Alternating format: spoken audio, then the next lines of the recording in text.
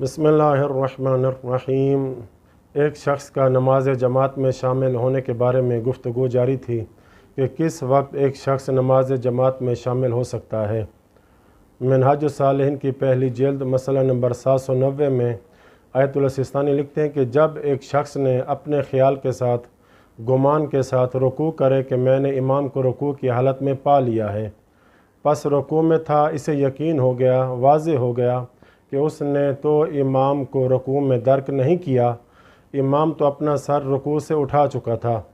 اب اس شخص کا وظیفہ یہ ہے کہ نماز جماعت اس کی باطل ہے، لیکن اب فرادہ اپنی نماز کو یہیں سے جاری رکھے اور مکمل کر لے فرادہ کی نیت سے۔ اب یہاں پر یہ سوال آئے گا کہ اس نے قرات جو چھوڑی ہے یہ عذر کی وجہ سے چھوڑی گئی تھی، کیونکہ اس نے اس خیال سے کہ امام کو رکوع میں پا لے گا تکبیر کہہ کر رکوع میں چلا گیا ہے، وہ تو بعد میں اسے پتہ چلا یا رکوع میں جانے کے بعد یقین ہوا کہ امام تو اپنا سر رکوع سے اٹھا چکا تھا،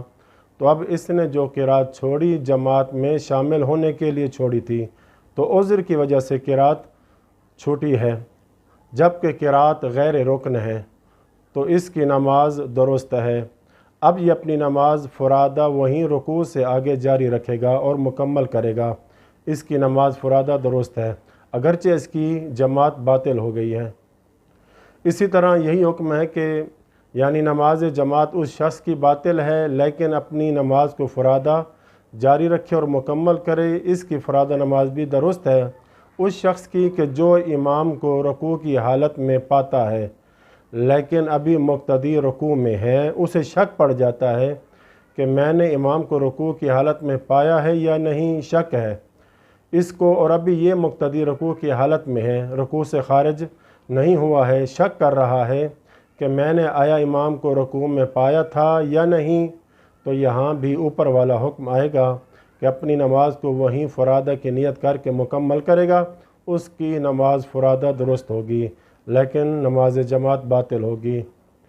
تیسری صورت یہ کہ اگر مقتدی کو رکوع سے تجاوز کرنے کے بعد شک پڑے، یعنی رکوع سے سر اٹھانے کے بعد اگر شک پڑے کہ میں نے امام کو رکوع میں پا لیا تھا یا نہیں، تو اب یہاں پر آیت اللہ سستانی فرماتے ہیں کہ مقتدی اپنے شک کی پرواہ نہ کرے، اس کی نماز جماعت درست ہے اور یہ نماز جماعت میں شامل ہے، امام کے ساتھ اپنی نماز کو جاری رکھے۔ اس کے بعد مسئلہ نمبر 791 میں لکھتے ہیں کہ ایک شخص کے لیے امام کے ساتھ رکوع میں داخل ہونا جائز ہے کہ جب اسے احتمال ہو، یعنی شک کی صورتحال ہو کہ امام کو رکوع کی حالت میں درک کر لے گا، داخل ہونا جائز ہے رکوع میں امام کے ساتھ۔ پس اگر مقتدی امام کو درک کر لے گا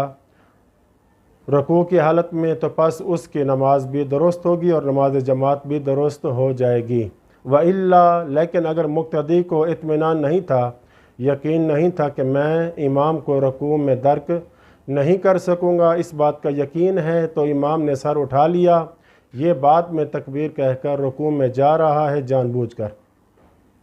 اب چونکہ اس نے جان بوجھ کر قرات چھوڑی ہے جو کہ واجب تھی، اس کی نماز جماعت تو ویسے بھی نہیں تھی، اس کی فرادہ نماز بھی باطل ہے۔ وصلی اللہ علی محمد وآل بیتہ